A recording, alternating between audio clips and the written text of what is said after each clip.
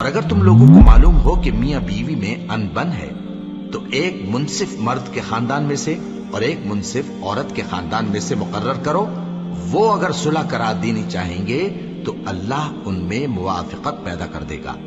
کچھ شک نہیں کہ اللہ سب کچھ جانتا ہے، سب باتوں سے خبردار ہے۔ اور اللہ ہی کی عبادت کرو اور اس کے ساتھ کسی چیز کو شریک نہ بناؤ، اور ماں باپ اور قرابت والوں اور یتیموں اور ناداروں اور رشتہ دار ہمسایوں اور اجنبی ہمسایوں اور پاس بیٹھنے والوں اور مسافروں اور جو لوگ تمہارے قبضے میں ہوں سب کے ساتھ حسن سلوک کرو۔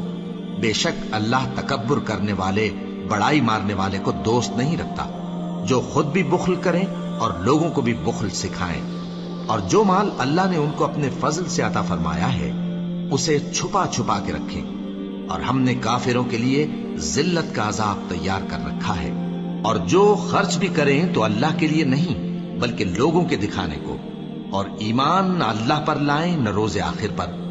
اور جس کا ساتھی شیطان ہوا تو کچھ شک نہیں کہ وہ برا ساتھی ہے۔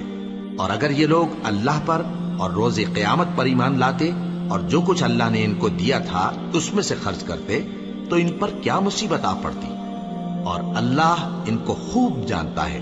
اللہ کسی کی ذرہ بر بھی حق تلفی نہیں کرتا، اور اگر کسی نے نیکی کی ہوگی تو اس کو کئی گنا کر دے گا اور اپنے ہاں سے اجر عظیم بخشے گا۔